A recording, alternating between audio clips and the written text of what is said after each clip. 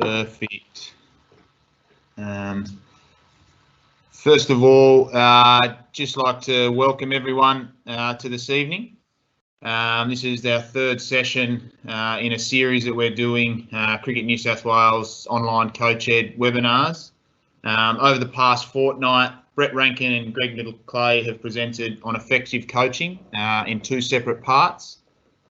Both Greg and Brett provided great presentations, and they're an excellent endorsement for the work the Cricket New South Wales coach and talent specialists have put in.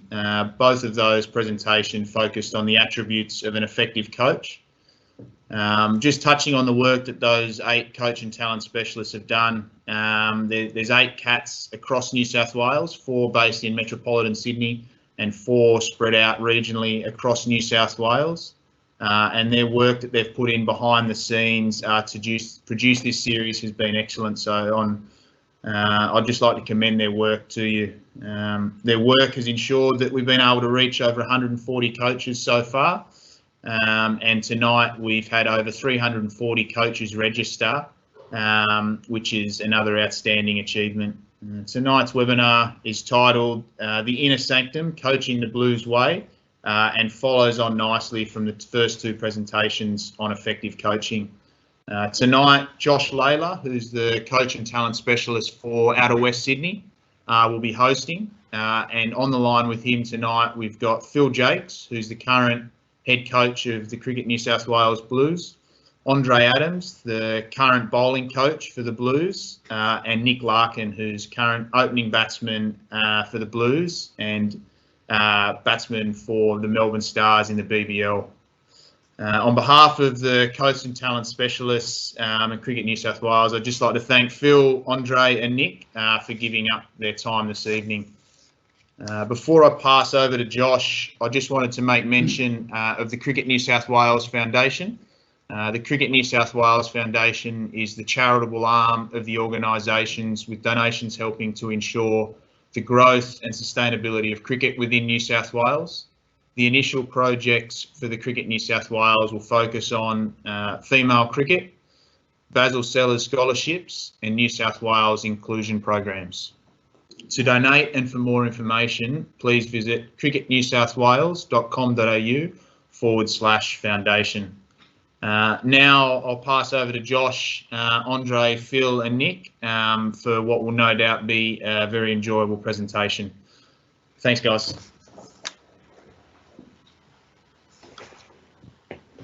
Perfect. Thank you very much, Nick, for that very appropriate welcome. As Nick said, thank you very much, guys and girls that are on the call. As he touched on, we've had over 340 people register. We're currently up to about 250 on the line, and I'm sure more will roll in as they put their little 2-year-olds to bed like I would be doing on most nights. It's an absolutely huge response. When we first sat down to talk about the concept of this webinar series, recognising that coach education, an online platform, is something that's incredibly opportunistic for us and something we should get involved in.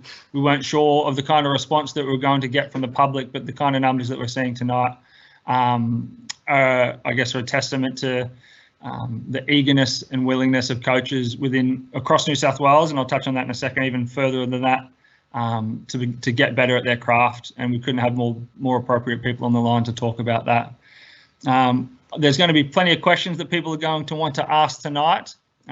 We've disabled the chat function, so the platform we'll be using is called Slido. It's really very simple. It's going to be to use. Simply go to www.slido.com. That's SLIDO.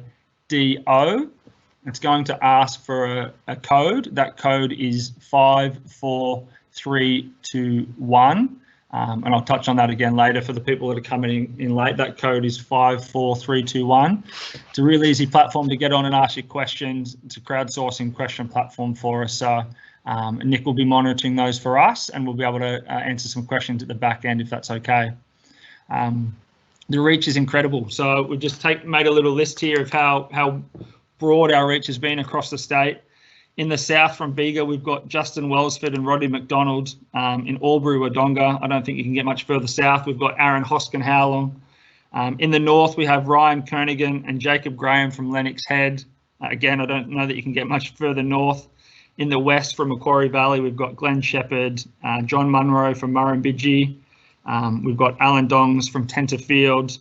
And from Mudgee, we've got Carolyn Sheehan. So we've got incredible reach across the state. And I think that is something that we can't forget about, is that the guys that we've got on the line here tonight come and work out of our Sydney office. Can you get that? Sorry, Buff.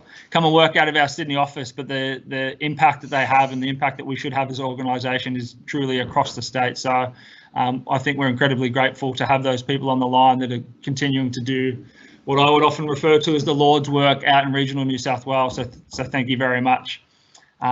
The outcomes tonight, what are we hoping to achieve? There's two that we want. The first is inspiration.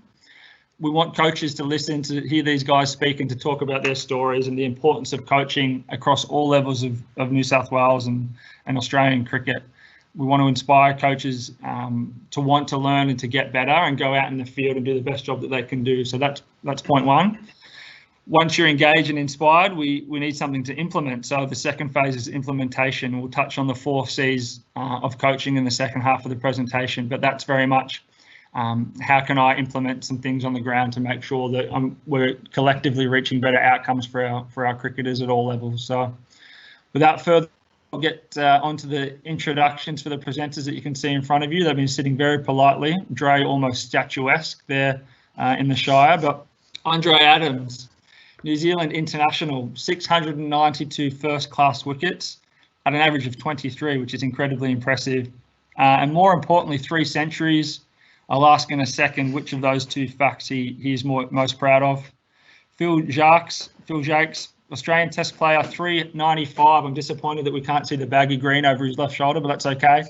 16,000 first-class runs at an average of 48. And much to my chagrin, 1 lone wicket. I'll also ask him in a second which one he's most proud of. And then finally, Nick Larkin, current New South Wales opening batsman and Mr. Fix-It for the Melbourne Stars. Highly valued member of the New South Wales Blues squad. 3 first-class centuries. And unfortunately, I had to do some incredible digging to find any sort of success with the ball. But I found a lone wicket back in 2009, 2010. Do you know what game that was in, Nick? Yep, PJ's game. I've got Nick Maddinson caught on the boundary by Nigel Fowl. Yes, perfect, brilliant. All right, gents, feel free. Which of those stats are you most proud of? Most definitely my wicket. Nearly bounced twice, but it was actually Ed Joyce who was the leading run scorer in the competition at the time. Played for 2 countries, not just one, 2 countries, yeah. Ireland and England. Just so just so everyone's aware. It wasn't the greatest delivery that I've ever bowled, I'm not going to lie. But I'll take it. And I've played some club cricket against Dre. He's certainly wielded the axe. I imagine those 3 first-class centuries would have been entertaining. Thoughts, Dre? Yeah, that's a bit of a whirlwind, actually. They certainly went stoic and defensive. They came about through desperation, but I certainly enjoyed batting at the start of my career. I didn't so much enjoy it at the end. Eyes had gone, so it was always nice to whack a few bowlers out of the ground, but it certainly wasn't consistent. Excellent. All right, thank you very much, Jaques. And I guess there's a bit of humour there, and obviously a lot of incredible feats for you guys as players. But I think to add a bit of context to all the people on the call tonight, not only are you very good cricketers and coaches in your own right, but Phil and Andre are both parents of children in youth sport. Is that right, guys? Yeah, that's right. So I completely get where we're coming from on both ends of the spectrum here. And Nick's obviously a highly regarded young coach as well as a player, and has done some work in our pathway before, and has been, as I said, extremely well respected in that field. So very much can speak at all levels of what we're going to chat about tonight. So I'll get into the theme, I guess. And the first one is, how important is a coach, or the value of a coach? I've got the world's dodgiest printed off picture here because we're not able to share screens at the moment, but I can try to get that up there. That is a picture of, I'm going to say, an under 12s or under 13s Southeastern or a Sedgwick Cricket Association rep side from, must be, 16 or 17 years ago now. And there are 2 test players in this team. One's Usman Khawaja and one is David Warner. And if you're the coach that's sitting in the top left-hand, if you're me, corner of that photo, if someone told you that you're coaching two, future Test cricketers for Australia, one, does it make you nervous? And two, does it change the way that you coach them? I think photos like that we see every day in the office, and I think it goes to show the importance of coaches at every level. I think there are a lot of coaches out there that don't understand how important their role is and how valuable they are to the cricket community. And that photo, I guess, epitomises that. But I asked this question to you, Pro, the other week. Do you think that when you're an 11 or 12-year-old, I think stoic is the word that Andre used, opening batsman down in Wollongong, do you think your coaches at that point would have known that they were dealing with a player that was going to score 16,000 runs and play for Australia?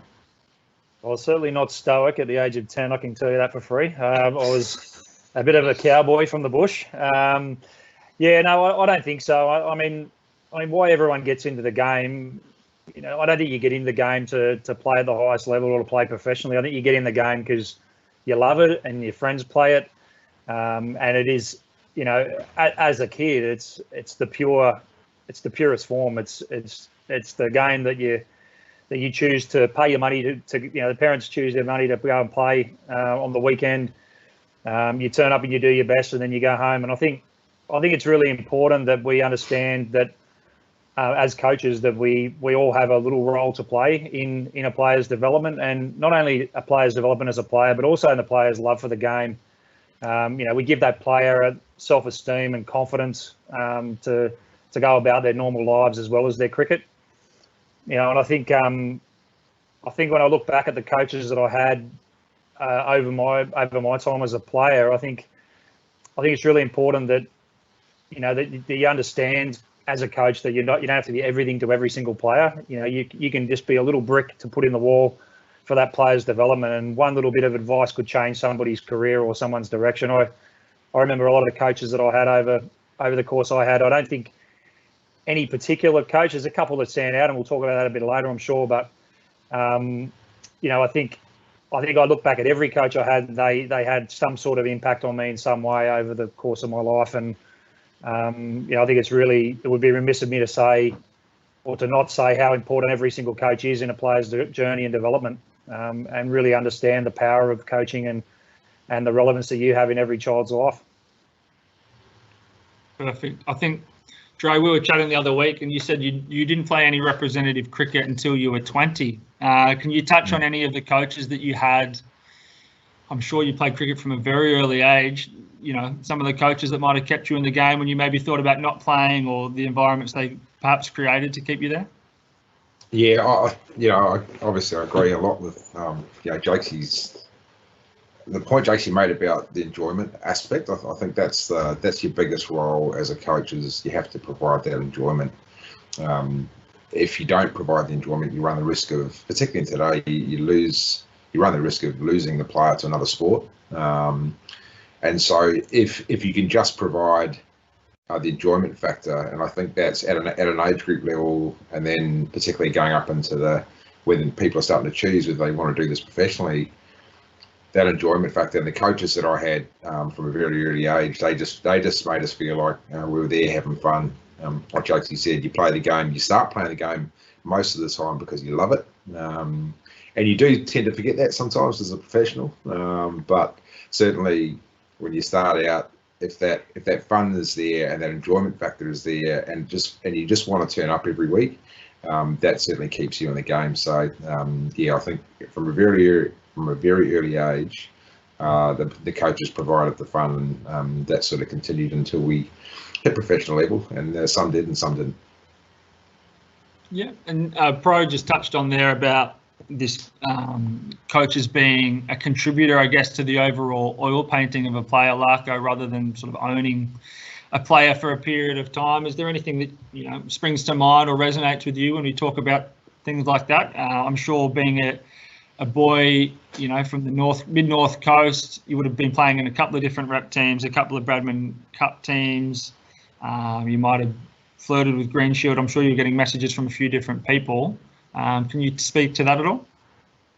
Yeah, sure. I think if we're talking about coaches and the impact that they have on kids, I think, Dre makes an interesting point there about enjoyment. And enjoyment is, it comes from being engaged and being challenged. And I think probably the best coaches, they were all fantastic, to be honest. I appreciate this opportunity because it's given me a chance to reflect on a lot of my coaches through my formative years, junior cricket on the Mid-North Coast, but they're able to challenge you to the appropriate level. And that's obviously different across all the players that you get within a team.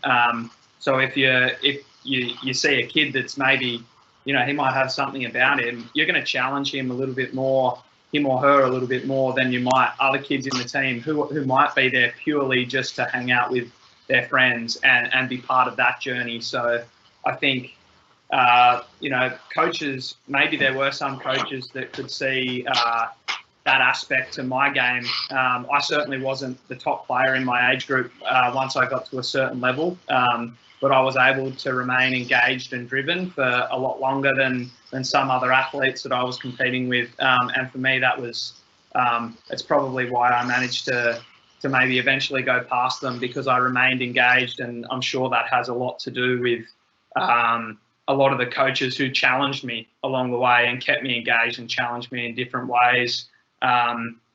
I guess you get some kids who turn up who already have the love of cricket instilled in them because they're lucky enough to come from a family such as mine that was a big family and a cricket mad family. So by the time I actually played my first game of cricket, I was salivating at the mouth at the opportunity to mark centre and pretend I was a guy from television. So you just get kids coming at you from different different backgrounds, and if you're their first touch point to cricket, part of your role as their coach is to help them to fall in love with the game. Luckily enough for me, and by the sounds of it, Jaques as well, we already turned up to our first game head over heels with cricket already. But to think about some of the coaches, I thought about the word formative, and I considered my formative years probably to go into my 20s in terms of my cricket development. A guy called Chris Dempsey from the Manning Valley, who, his name won't mean anything to a lot of people, but the sort of guy that was able to challenge people, challenge the more physically talented players, but keep the other guys involved. And he basically drove a vision for cricket on the Mid-North Coast and the Manning Valley. And then when I got to Sydney, think of a guy like Matthew Phelps, who, granted, he was a first-class player, but when I turned up, he was coaching Sydney University, and he's pretty much instilled a work ethic into me that, this is the standard. So that challenged me in a different way to what you do as, I guess, a junior cricketer. And then the final person who sprung to mind in my my formative years of developing, it might only be 2 years ago, was Bo Casson, who helped me rediscover self-confidence, which I think is a fantastic, if that's the only thing you ever do for a young athlete, a young person who you're coaching, I think you've done them a huge favour. Self-belief and self-confidence, it sort of, it goes beyond their sport, and it can help carry those young people in other aspects of their life, which is exactly what Jaques and Andre were talking about.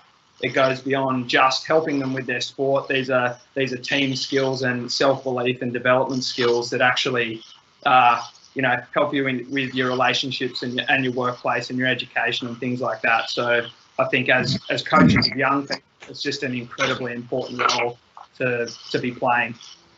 I think that's what you're talking, regardless of ability, right? Like, you can create these things, these connections, this confidence in players, regardless of whether they're the best player in the team or the worst player of the team. And I think that's a common theme of the things that we'll talk about tonight. Is it's not just all about the 11 players that walk out for New South Wales. There's an incredible amount of work that goes in underneath that we're extremely appreciative of. But you touched on there, Nick, the getting into the game from your family, luckily, who were passionate cricket lovers.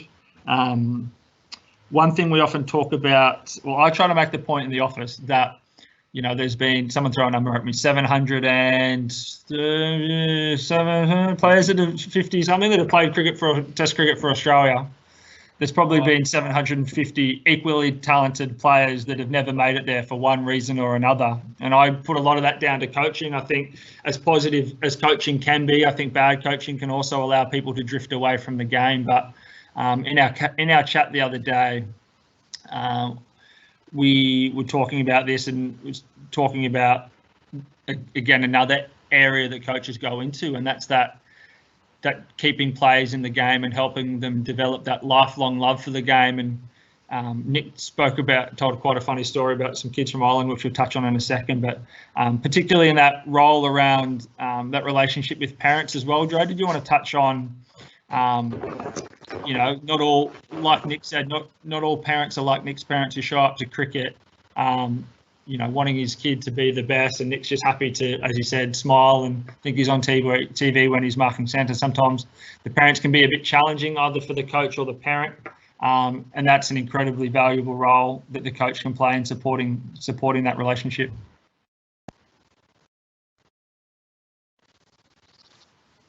Dre, are you with us? Yeah, mate, absolutely. I think the number one. Yeah, I think I'm struggling a little bit here. Can you hear me? You'll get there. You jump on to someone else. I'll go and make sure the kids aren't sucking up all the bandwidth. I'll be back in 2 seconds. No worry, all good. Perfect. How are you going, Larko? You good? Yep, I'm good. It's a funny. Yeah, no, that's okay. So we'll move on to the, like you touched on. Not everyone that coaches are going to get into their teams on Saturdays and Sundays have a lifelong love of cricket. So do you mind sharing your story about your time in Ireland? Yeah, sure. So I played a bit of league cricket in Northern Ireland in 2013 and then 2014. And I was finding playing the cricket challenging enough in 5 degrees and raining sideways conditions, facing 45-year-olds bowling 100 kilometres an hour, getting me out every week. But then I was tasked with coaching the under-11s section for my club. And at first I thought, okay, no worries, under-11s cricket. These guys are, you know, the kids will turn up and they will have some, I won't have to teach them how to hold a cricket bat. You know, they're 11 years old. But that wasn't the environment in Northern Ireland. The kids are sort of football mad, and for a lot of them, it was their first touch point with cricket. And it was a real eye-opener to me, not only to have to actually coach someone from the ground up, which was incredibly hard, but also get them to be engaged in the fun side of cricket, because it sort of does take, you know, the more competent you are, or a certain level of competence, I think brings enjoyment. So that was a really challenging thing to have to do. And basically, I got to a point where I was sort of modifying games to be versions of soccer, but involve a bat and a ball in whatever way that I could. But that was very challenging, trying to keep you know, 11-year-old kids who had never played cricket before, and some of them were just going along because you know, it was their dad's social club on the weekend or whatever it happened to be. But yeah, that was a really interesting experience, and I'm sure one day I'll be really grateful for it. But at the time, wow, it was really hard. And I think that, like I mentioned at the start, we've had over 340 people register for this thing in 4 days, right? So there's a decent chance that we're cricket mad.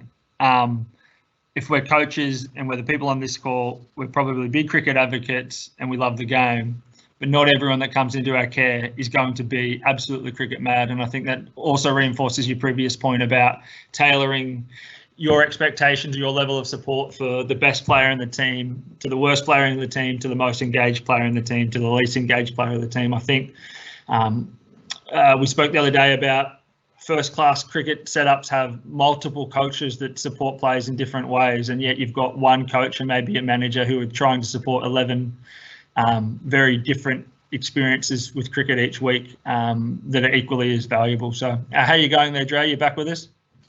Yeah, apologies. Got two young boys who are very bandwidth hungry, and it's raining, so there's a lot of YouTube can't blame being them. shown in the house at the moment. Yeah. I think there was an excellent quote from our chat the other day that you spoke about, which was about the car trip to and from the game for kids. And yeah, the Rise touched on the role and the relationship with parents and how we can support that as coaches. If you could touch on that, I think that would be really powerful. Yeah, absolutely. Look. The number one reason, or the number one thing kids fear the most is the car trip to and from the game. So some parents are so passionate that they sort of overdo it, and the kids are living out, or they're playing out the emotions of the parents. And so I think it's really important to recognise and acknowledge that your role as a coach is to provide that really safe place for the kids, or even the professional athletes. So you want them to feel like they can be themselves, and you want them to feel like they're welcome, that they're safe, and that they can make mistakes and it's okay. They're not being judged from a judgmental point of view, because most people have this super judgmental aspect, or most humans have a super judgmental aspect to ourselves, and the inner voice that plays in our head is always the harshest critic. And so if you are adding to that, if you're adding on top of that, or reaffirming negative thoughts for kids, there's a tendency that they won't flourish, they won't be themselves, they'll move away from the game. Whereas if you can provide a safe space for them, so even if the car trip's awful, for me, my car trip to and from the game with my dad was terrible. I got chastised every game because I was careless. I was careless when I batted, and that didn't stop me from being careless as a professional. So, understanding that your role as a parent is to provide support and to say, do you want to go to McDonald's or Burger King on the way home? And as a coach, your role is to make sure that you are providing a space where they can be themselves and they can have fun, and that you're not adding to the anxiety. Because ultimately, as you said, you don't know whether you got David Warner or Usman Khawaja in your team at that age. And if the most important thing you can do is make sure they stay in love with the game, you're giving them an opportunity to be Stephen Smith or Usman Khawaja or David Warner. And that's the most important aspect of being a coach. You're helping add to that opportunity rather than taking away from it. Yeah, or Andre Adams. When you mentioned a list of players, without risk of putting you on the spot, is there any coaches that come to mind, whether it was when you were young or in your first class career, that sort of allowed you to remove that anxiety and make you feel comfortable in what you were doing and flourish? Yeah, my first real professional coach is a guy called Tony Sale, who is a school teacher, and his natural tendency was to challenge, as Larko said, natural tendency is to challenge the person and the behaviours and habits rather than the way we played, and so, or your technical attributes. And so for me, I actually sent a message a couple of weeks ago saying, mate, I just wanted to let you know that even at the end of my career, when I had 4 wickets, I still had you in my head saying, mate, no one remembers 4 wickets. You got to get 5. And every time I had an opportunity to take 5 wickets, I had, my first professional coach, his voice was in my head saying, you've got to you just got to find a way of getting 5, get 6, get 7. And so that's not telling me how to do it. That's just saying, mate, this is what you got to do, and allowing me to do it myself. And so, I think that was really powerful, because it was like, mate, go and do it your way. I love having you in my team, but I need more from you. And it wasn't necessarily, it has to look like this. It was, I just need more from you, and I know you're capable of it. And that was really inspiring. It was when I went through all the coaches in my career, he's the one guy that if I could only have one coach, it would have been him. Yeah. Well, extremely powerful. And pro, is there anyone that stands out to you in terms of coaches at any level that, I don't know, help shape you and have the excellent career that you had/have? As I sort of alluded to at the start of the chat, I think every coach has a role to play, and every coach has been influential at some point. I had some great coaches in Wollongong. My first rep coach, Peter Richardson, I remember, he also had an affiliation up here at University of New South Wales, and he was a great coach for me. He yeah, he was just a really kind man, really supportive. Always made me feel 10 feet tall. I played a year up in my first year of reps, and I never felt like the young kid. I always felt like I was part of the team.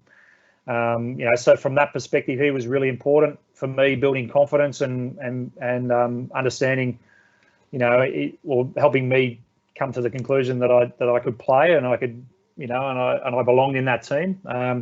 I had a private coach down there, a guy called Anthony Maguire, who was fantastic as well, in that he gave me confidence, one-on-one love, really understood what I was about as a player and what it took to be a decent player, and set me on the right path to that. And then little touch points along the way. I had a guy called Martin Carroll who I played with at Sutherland, who was a teammate of mine, and he was just someone that knew me, someone that really took the time to build a relationship with me and understand my game, and knew when I was a little bit low on confidence. He could see when I was a bit low on confidence, and he always knew how to turn that round for me. And I'd always leave a hit feeling 10 feet tall and believing that I was going to score runs the next time I went out and played. And I look back on my career, and I wish I'd had more hits with him, because I invariably scored runs after I hit with him. And I chose to go my own way quite often, and it would always refer back to him, and he'd get me back on the right track again. So I think as a coach, it's understanding your players is really, really important. Understanding what they're feeling at the time, and empathising with them, and understanding where they are on their journey and what they need from you at that time. As I said, trying not to be everything to every player all at once, and understand there's a time to deliver a message and a time that the player's going to hear it. I think they're probably the big things for me. In the best coaches that I had, there was little snippets of gold at the right time, when I was ready to hear it. I think that's excellent. Not trying to be everything to every player at all times. I think that's a really good point. And I certainly, as a player, that resonates with me. It's the coach that could sense what I needed at that particular time, that provided that little bit of gold that either turned you around, or just sort of, when you were flying, just sort of got you to go that little bit further. I think I can completely relate to that on a personal level. And I think what's really, really powerful for me is, I've just written a couple of names down here. Anthony Maguire, Tony Sale and Chris Dempsey are three guys that you've touched on. Those names, you'll remember those for as long as you can, right? Like the coaches that help shape you as a cricketer, and that cricketer is such a huge part of your identity, right? Like it is who you are right now. And I appreciate it's not like that for everyone, but the good coaches that you have, or the coaches that you have, I think you remember for a long time. And I think that's an extremely important thing for the people on the call to remember, that, yeah, you just sometimes it's the sixth or seventh thing on your to-do list. You've got to pay the mortgage, you've got to go to work, you've got a couple of kids. But I'm also coaching this cricket team, which I enjoy doing a little bit every other Saturday. Again, your role that you play is extremely important, and eventually people are going to talk about you like they talk about Anthony Maguire, Tony Sale and Chris Dempsey. So I just don't think that can be underrated. So we'll transition a little bit over to the implementation side of things, and that's this concept around the 4 C's of coaching. So both Greg and Brett, who presented this webinars 1 and 2 in this series about effective coaching, spoke about the 4 C's. Which is what we want to instill in our players, which are confidence, competence, connection, and character. So I think, sorry, I've got it right here. I was going to rattle off the top of my head. Competence, it's your competence as a sport competitor. So your technical, tactical, physical, and mental capabilities. Coaches, one of the roles they can play is developing that competence within players. Another is the self-confidence to meet the demands of both sport and life, which touches on what Nick spoke about. It's not just necessarily the sport side of things, but coaches can also be an extremely important role model for young players. Connection talks about the ability to build and sustain positive connections with others and with the sport, so generating lifelong lovers of the game, which is something we'll touch on a bit further. And character, which is the ethical behaviours such as empathy and respect, work ethic, humility, and working in a team, and also being resilient, generally referred to as character. So I think at Cricket New South Wales, they're the 4 areas that we try to talk about building capacity within our coaching group that they can then go on and build those capacity within players. And when I was putting this together, I thought coaching and the study of coaching and I guess with high performance coming into sport more and more so over the last decade or two, there's certainly been a lot more dollars and cents spoken about, thrown at coaching and high performance. So speaking to Andre and Phil here, out of those 4 C's, I would guess that when you were playing, there was a real technical focus from coaches. That seems to be what was taught for a long time, but I could be a bit haphazard in that guess. So you guys touch on maybe which of the 4 C's was most prevalent when you were playing? Yeah, I'll go. Yeah, definitely more of an element on technique, I guess, was probably the big thing. Technique drove performance back in the day. But I think if you look at all aspects of coaching, I think all the 4 C's are really important. I don't think there's any one that is truly important. I think from a competence perspective, I think it's important that we don't neglect the tactical and the mental side of the game. I think those things are vitally important, if not more important than technique. I think technique probably helps you to survive in the toughest conditions, but the tactics and the mental side of the game will get you through and get you performances once you're at a level, I think, in the most part. I look at the 4 C's and, from a professional level, what we're looking at, I think competence is generally something that players have when they come into a professional environment. We're not building too many skills. We're adding little bricks in the wall and giving them little gold nuggets on the mental side of the game, or how to deal with pressure, or how to deal with expectation, and maybe some minor tweaks if somebody goes off course from a skill perspective. But generally speaking, we're managing confidence. We're managing a player's self-worth and their place in the team.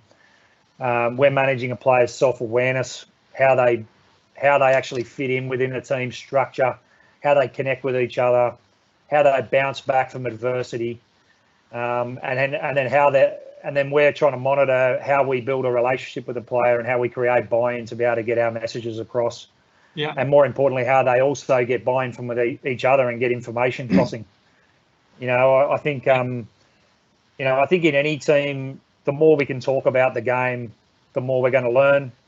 The more leaders lead, and we can help our leaders to learn how to lead, I think is really important aspect in what we do, especially in a professional environment. But I think in all levels of coaching, I think leadership is vitally important. We talk about making small gains every day, incremental gains, and driving standards and keeping players on track as being one of our crucial things. And then genuinely caring about our athletes and caring about the people we're coaching. I think without care and without relationships, you can't get your message across.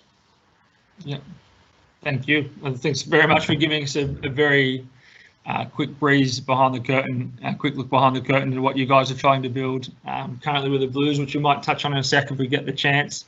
Andre, if it's a guy that with such high intelligence, I can see you standing on a field somewhere in the West Indies and a coach telling you for the 100th time you need to get your front arm up when all you're trying to get is in your flow or something like that. Was technique something that I was almost overbearing as a player, or am I again misreading that?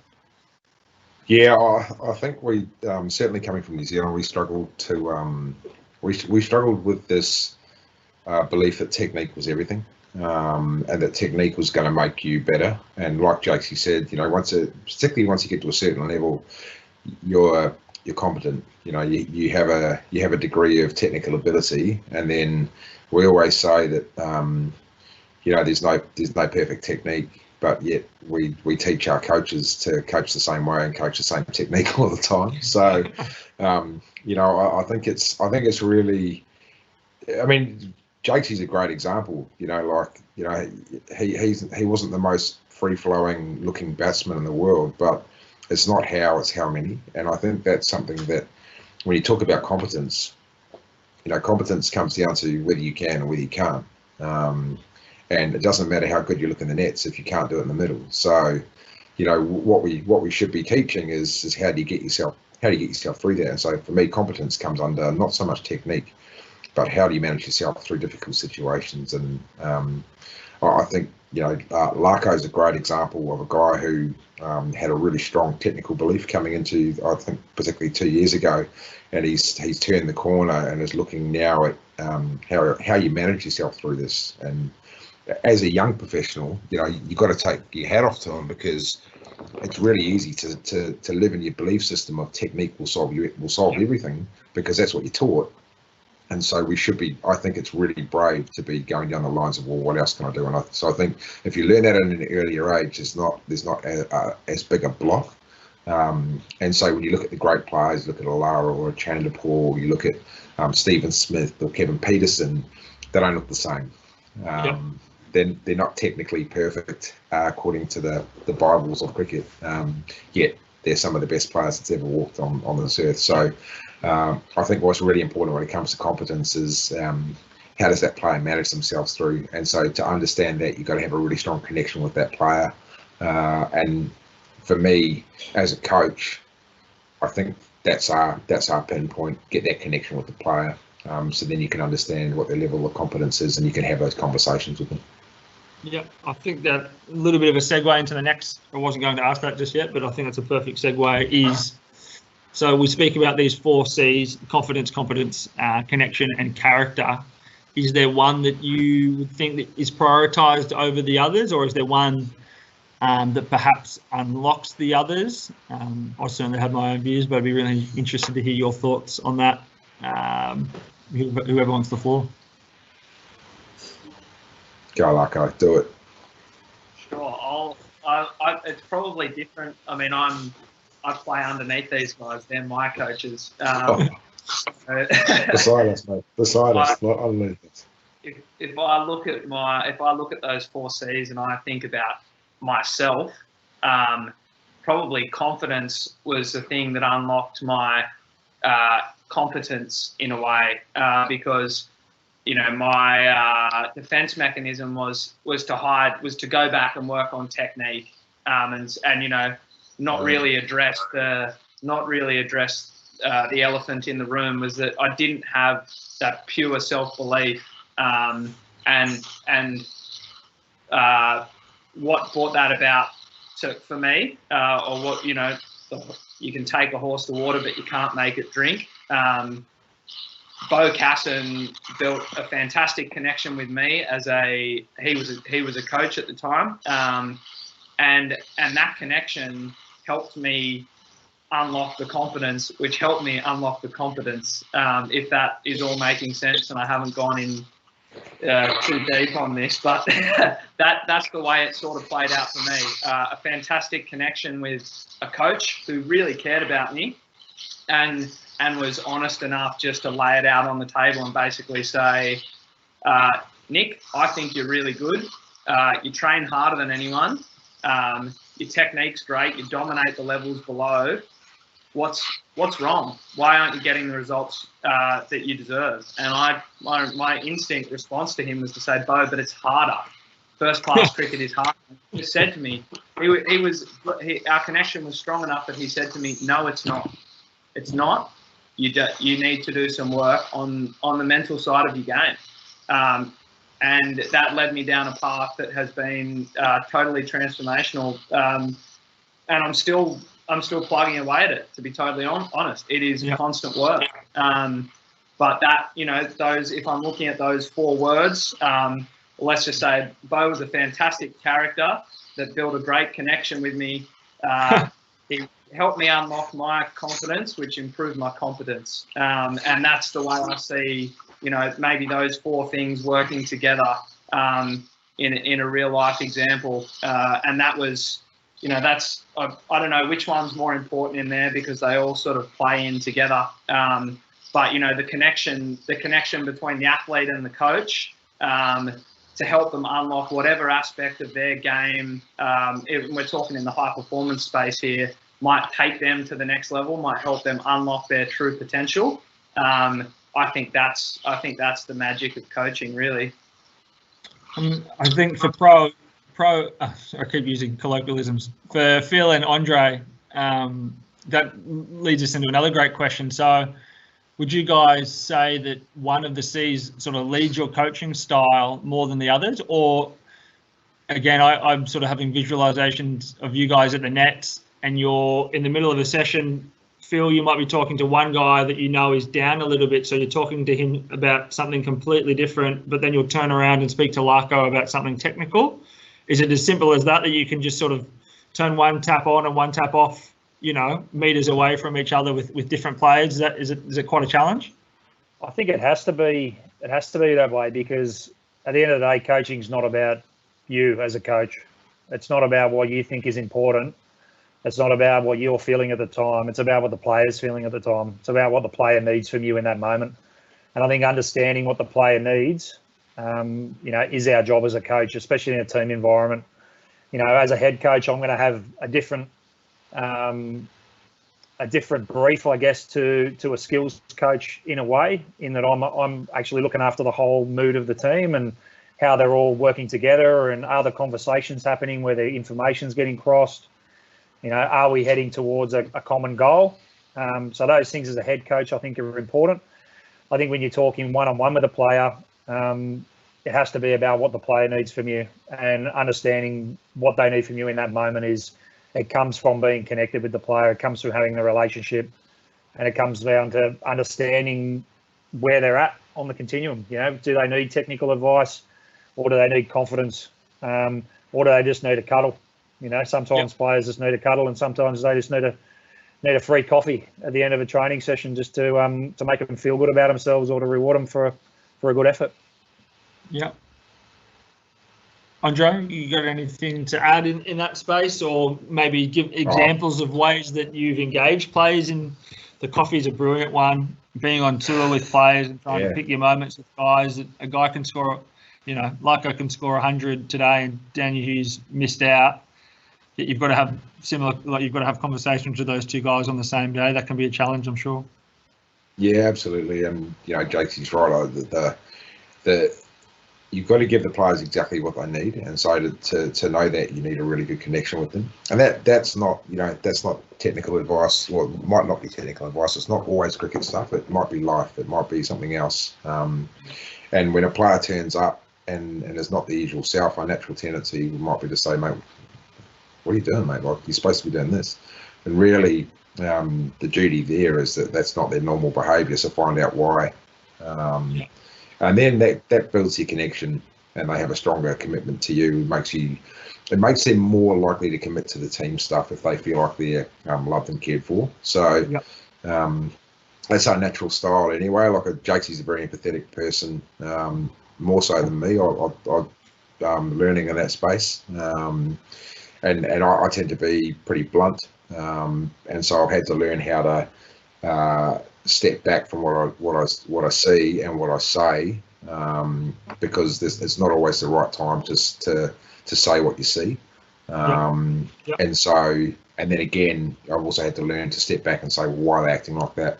Because our natural instinct as a coach is to be correct and to be the person who's in charge, and to get that person to perform when they're a person first and the athlete second. So I guess examples of that would be, you know, I built a pretty strong relationship with Sean Abbott, Harry Conway pretty quickly when I got here. They were two guys who were looking to be honest and quite vulnerable, and so I had to make sure that I took enough time to understand what they needed, and they just needed a bit more care, really. And when I say care, they just needed to be okay being themselves amongst the group, even though they were pretty well established within the group. They just needed to be comfortable being themselves. And it sounds weird and it sounds fluffy, but if that gets performance, if that makes them happy, if you can make them happy, they will perform. And ultimately, that's our job. So it doesn't matter how many, and that comes through connection. So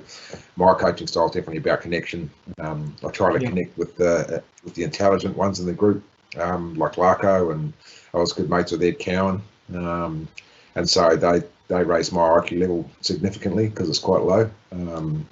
But I think it's important to connect with everyone in the group, not just the skills group that I'm with or in charge of. Yeah, and I think what you guys have both touched on there is this concept of a player-centered coaching philosophy, which is something that's featured heavily in webinars 1 and 2, and probably haven't touched on enough here, but I think you guys have highlighted that it's not just something that we talk about at entry levels of cricket. It's right the way through. It's about the player, not the coach. I think you guys have explained that beautifully. I'll cut us off from the structured questions there, so we'll throw those out and we'll get to the questions from the audience, if that's okay. Nothing too outlandish. We've had a fourth one come in. I was very cognizant of people's time and not wanting to go over, so we'll give us 10 minutes if we can to try and get these in. So thank you very much, guys, for your time. Larko, as a professional player, what is it you want from the coaches during training, match, and post-match? It's a question that's quite popular that's come in, and I've put you completely on the spot. Okay. Pre-match, so it was pre-match, in-match, post-match. What do I want from coaches? I think without harping too much on the points we just built, I would like to put my, say I'm working with whoever the Blues batting coach is, my trust is in them completely, and I want them to be, let's go, we're pre-game at the moment. We're talking about what the upcoming challenges are, and maybe where my game's at the time. And leading into that would be, where am I at? What are we preparing for? And basically just having an honest enough conversation so that we're starting to move in the right direction for the upcoming challenge. So it might be like, well, you look like you were having some issues on the short ball last week. We're going to the whacker. Might be worth doing a couple of buckets on the bowling machine up through your ribs. And if I've got that connection there and that trust, I'll go, you know what, he's right. He's my second set of eyes in a way. That's what I want, right? I'm sort of outsourcing my thinking to that person who I really trust, because sometimes you're caught up as a player, you're caught up in the need to score runs, the pressure of the game, all those different things. In the game, it's probably confidence, tuning you into your plan, making sure that you're on, checking in with you. But sort of once the game comes, the preparation's done. I would like to think that they're sort of staying out of your way by that point, because you're standing on the edge of the cliff, and you don't need someone whispering in your ear at that point. The work's done. And then I think after the game, it's probably giving you the analysis at an appropriate time. Sometimes you don't want to hear it, but you need to hear it. Sometimes you'll go searching for it because you're already mentally preparing for the next game. So again, it probably leans on how good that relationship is. And some days it'll be you're having a can of Fanta together after the game's finished, and you'll start talking about cricket again and how you're going to prepare for the next game. And other times you might look at each other and say, hey, let's talk about it in 2 days. I'm knackered. I need a break. So again, it leans on the relationship that you have with the coach. And the better that relationship is, the easier it is to sniff out what one needs from the other at the time. Yep. Excellent. Thank you, Matt. Phil, I feel like we should have like a light that like flashes on you and then all the other lights go a bit dim. How do you measure yourself as a coach in terms of success? Dre, you could probably just turn that mood light off if you wanted. Phil, how do you measure yourself I'll as just a coach back off if you like. in terms of success, performance, and opportunities to improve? So from my perspective, we never talk about results in any feedback with a player, with the team. We speak more around the processes and what are the processes look like to get those results. Everybody enjoys the win and everyone enjoys the party at the end of the win, or the fanners as Larko calls them. But it's I think it's important to make sure that we don't go looking straight for wins, because wins just don't happen. Wins happen with good processes in place. Larko spoke a bit about having a good game plan, being confident being confident in his ability, And I think it's understanding from a coach's perspective where every player is at on the continuum and what they need. Do they need a pump up? Are they tracking okay? Do they need me to stay out of the way in this moment? And understanding what gets the best out of players. Do they need a rev up? Do they need a cuddle? Do they need to have nothing from a coaching perspective? So how do I measure my success? I think my success is if my players are doing well, they're enjoying the environment's safe and conducive to learn. It's fun. They're enjoying being where they are, and the team's highly functional. I think if we can tick off all of those sort of things, we speak. If we tick off all those things, I think we've done our job. We speak about building better baggy blues. That's kind of our catch cry as a coaching team, and that's coaching the whole player. It's not just coaching New South Wales cricketers. It's not coaching people. It's coaching everything. It's coaching the player. It's coaching the cricketer, and building a better system that's going to be sustainable in the long term. So, when I look back at the end of my coaching career, if I've built a system of coaching where the players are in a really functioning environment, where they've enjoyed their cricket, they've achieved what they want to in the game and perform to their ability, and they've been good people and improved as people and learned something along the way, then I think we've done our job. Yeah, perfect. Thank you, Pra. I think it's very valuable to continually hear the looks behind the curtain of what you guys are trying to do. So thank you for being so candid.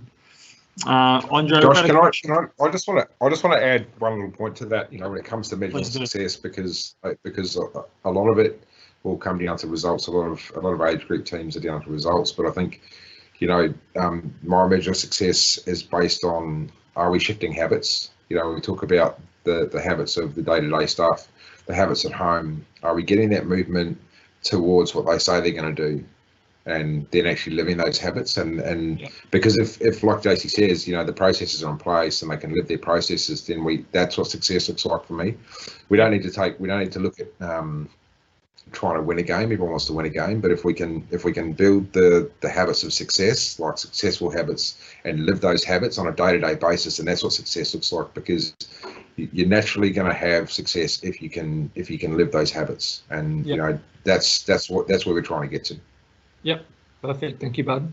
And those habits, just to tag on to that, those habits come down to good work ethic, good standards, being professional, looking out for each other, being caring. Our values as a team.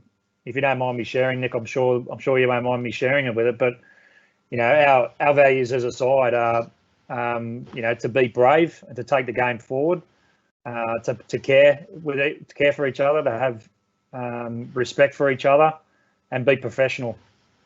And if we don't do those things, I'm going to say a little bit of a course word. We're going to be crap, and that's what the acronym stands for. That if we don't do those things, we are going to be a crap team.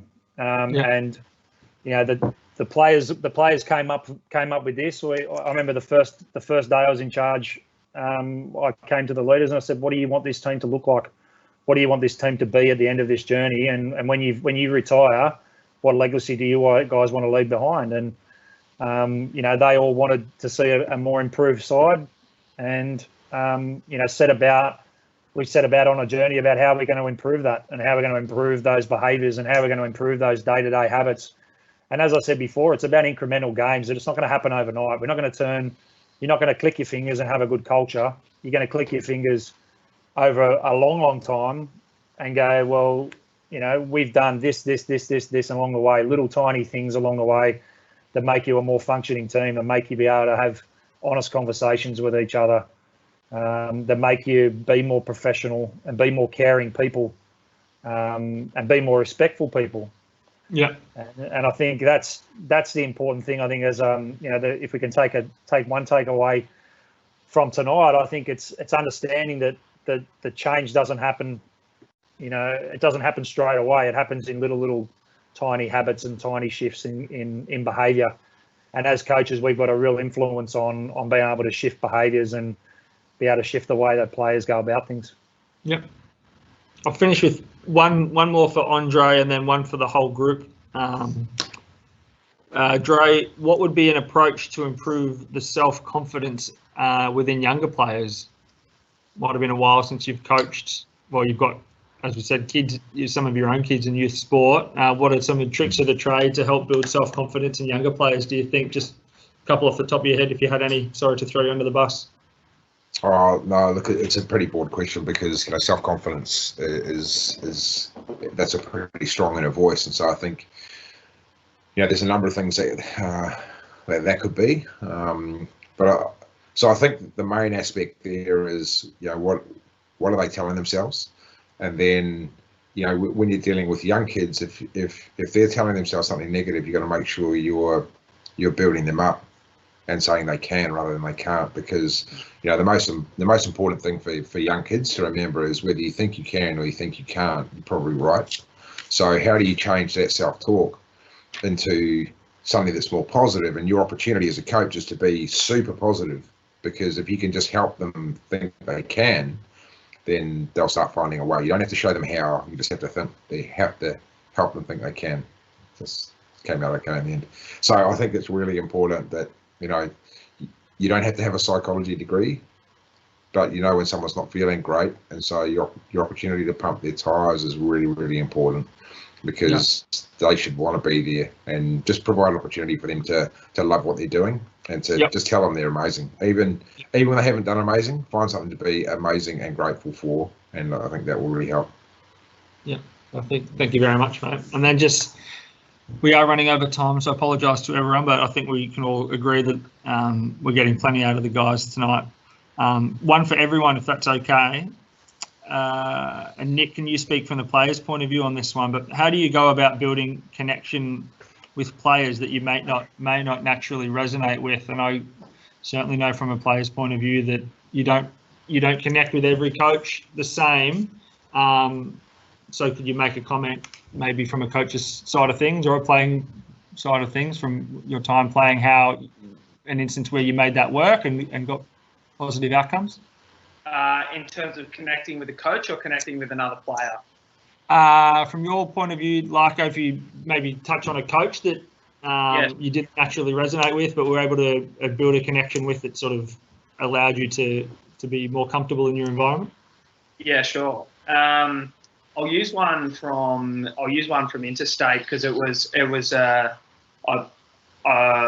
bit of a shake-up to the way I went about my things, but going down to the Melbourne Stars and sort of just dropping into a group really late in the piece, and a couple of they're fantastic coaches. Stephen Fleming and Trent Woodhill were sort of in charge of that team in my first season with them, and they didn't. I mean, Trent knew a bit about me as a cricketer.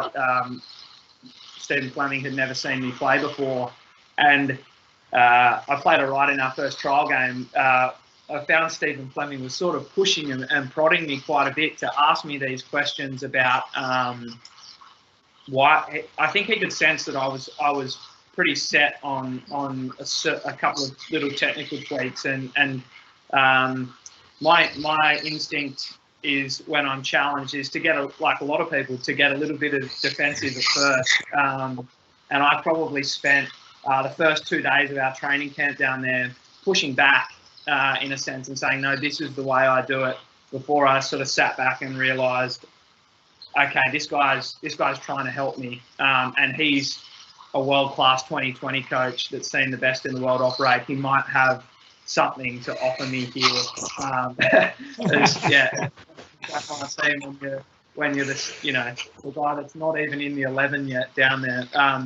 But that's just sort of a bit of a character trait of mine, is that I'm defensive first, but then can sort of let it sink in and then come back to it. But that was probably one that springs to mind for me, where I just had to sit back a little bit and realise that was a totally new environment for me, with new coaches I'd never worked for, and I had to make it work in a week, because as the new guy coming into the squad, I desperately wanted to play, and I was way back in the queues, so I had to balance off that, no, this is the way I do it, and you don't know me as a player, to going, well, okay, I need to see it from his angle a bit, and he probably has a pretty good angle on things. So it was sort of just expanding my mind a little bit to fight my stubborn defensive instincts as Dre chuckles away, because he's seen them before as well. Seen them on the pitch as well. What about Pro or Dre? Yeah, I'd love to hear it from a coach's point of view. Again, you don't naturally, happens in the workplace. It certainly happens in professional sport. You don't naturally align with everyone. Have you got any instances that you can refer to, not naming names?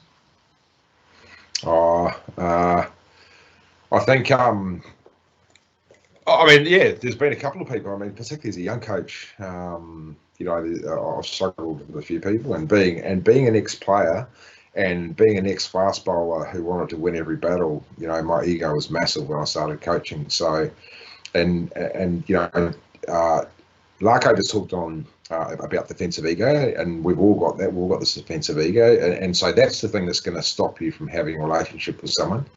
That's the thing that's going to get in the way, because it's actually going to cause judgment.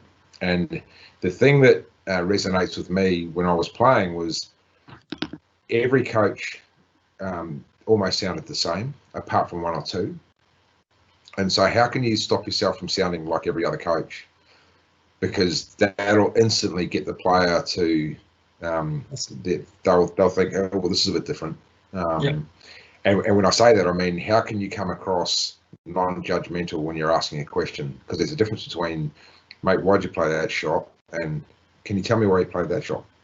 And it's the same question, but asked differently. And one of them is saying, I want to understand how you got there. And the other one is saying, you're an idiot. And so I think there's, you understanding that there's so many aspects to it. Understanding, like Jaques said, it's not about you as a coach, it's about the player. So make sure they understand that you care about them and that you're asking about them. But make sure you don't sound like every other coach, because if you sound like every other coach, you're going to get the same responses they gave every other coach. I haven't got too much more to add on that. I think Dre and Larko have sort of come across and covered most things off. I will say that as a coach, don't feel like if you can't get through to a player, don't feel like you've failed that player either, because it may just be that player doesn't particularly want that advice right then.